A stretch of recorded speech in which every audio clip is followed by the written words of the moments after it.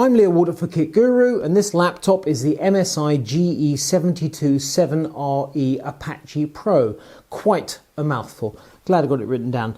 The thing with this laptop is that it's Kaby Lake rather than Skylake, and interestingly it's an update of a previous model, as many of these MSIs are, because they have such a massive portfolio of products. The previous version had GTX 1060, this has GTX 1050 Ti combined with Kaby Lake. Which says a few things to me, because the price of this laptop, depending where you go, is £1,300 to £1,350. You're getting a lot of laptop, but the specification has been cut down just as far as MSI can cut it, whilst keeping performance, to enable you to have a proper VR gaming experience at the minimum cost. It's an interesting balancing act they've performed. So, for example, it's a 17.3-inch chassis. It sort of looks vaguely brushed aluminium, but it's actually plastic. And also quite fingerprinty.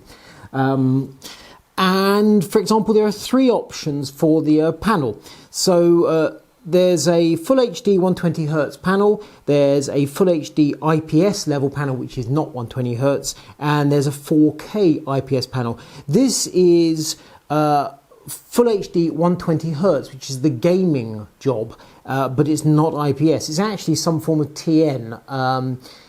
MSI is very cagey about the precise technology used in the various panels, because it would seem, sometimes change them from one type of panel to another in a different run of the same model, so that they're guaranteeing a particular quality of display without necessarily guaranteeing how they go about it. So the significant thing is Full HD and 120Hz, and therefore you get the smooth frame rates that we like, above 60 Hz. The intriguing thing being is GTX 1050 Ti, which obviously is brand new, this is my first GTX 1050 Ti, I've had a few GTX 1060s, is borderline gaming quality at Full HD to my mind, depending on precisely which game you're playing. So for example, Ashes of the Singularity, which looks absolutely fine here, if you play it on Crazy, which is the highest setting, then you're down at an average of 19 frames per second. This at high, 38 frames a second. They have sort of two different average figures to do with CPU and to do with overall quality. The graphics, we can see from the test figures, and you can see on Kit Guru, quite clearly the graphics are the limiting factor rather than the CPU, which is a Core i7 7700HQ, so that's a quad-core 8-threaded Core i7. It's slowish, I mean it's not super fast, 2.8 GHz base, 3.4 turbo. Backing that up, we've got 16 gig DDR4 2400 MHz memory dual channel, so plenty of memory. 128 gigabyte Toshiba M.2 NVMe SSD. So booting and your basic apps are going to load like crazy, but then you've got a 1 terabyte hard drive backing that up, because let's face it, 128 gigabyte SSD means Windows, bits and pieces, but all your games are going to be on the hard drive. And that's finished. Right, let's just shut that down. Now, it's not a particularly noisy laptop, but it certainly does make some noise. It's quite a hefty cooling system powering through all these vents and out the back, and you can see plenty of copper heat pipes. Again, photos on Kit Guru, which is what we've come to expect from MSI. They seem to have absolutely mastered laptop cooling. They've got a number of different systems depending on the precise heat load of heat output TDP of any given laptop, and they seem to have absolutely nailed what you need to do to keep a laptop cool without actually making a horrendous amount of noise. In this big chassis with a relatively low TDP, they've frankly got a relatively easy job. So we've got a 150 watt power supply, quite a slim power brick. And when this system was churning away playing games, it was drawing 140 watts. I've recently seen an Aorus laptop that also had a 150 watt power brick, albeit smaller than that, and that did the same thing, 3D Mark and Gaming. It was bang on the 150 watts. So if this means we're going to have to carry, we'll be able to carry smaller power supplies in future, rather than being over-specified, then all to the good. So the spec of this thing, as I mentioned before, cut to the bone sounds so sort of cheap. I don't mean that particularly. I mean it's been cut back to keep the price down. So for example, the battery is quite small, only rated at 51 watt hours, which when you consider the size of the chassis is definitely small. I mean 70 or bigger is absolutely mainstream. 51 watts, and the result is that the battery life is very short. Looping PC Mark 8, 1 hour 18 minutes. You can double that for the real world. You're talking 2.5 hours in the real world, which is not really that great. And when you've got a big laptop, it'd be nice if you actually got some decent life out of the thing. After all, there's plenty of space in the chassis. But no. What else? So power draw, 28 watts idling, 115 3D mark, 120 to 140 when playing games, 150 watt power supply, clearly on the borderline, but works fine. Temperatures they were okay actually. The CPU idle 39 went to 87 under load. GPU idle 38 went to 63. Now the business about Intel CPUs stopping short of 90, we see that all the time. That's where when you get beyond 90, the CPU is very unhappy. So most cooling systems will allow it to run close to 90, but not to 90. This does that perfectly. The fact those graphics are so cool, 63, really does say GTX 1050 Ti is underpowered would be cruel, certainly lightweight. Ports and connectors, we've got many. We've got USB 3.0s there, blue. We've got HDMI output. We've got mini display port. We've got USB Type-C headset jacks there and Ethernet around this side. And it's remarkable, I almost missed it when I was looking at this laptop at first. We have a Super Multi DVD drive, another USB 2, so obviously intended for your mouse or possibly keyboard, and a card reader and the PowerPoint. So this is the side that's not got a lot going on. But a Super Multi drive, I mean, the chassis this size, why not? But I've sort of become accustomed to not seeing optical drives on laptops these days. So frankly, if they took that out and bunged a slightly bigger battery in, to my mind, that'd be a decent trade-off. And then the rear, apart from the Apache name, all sorts of ventilation, and quite right too, plus various of my fingerprints on the thing.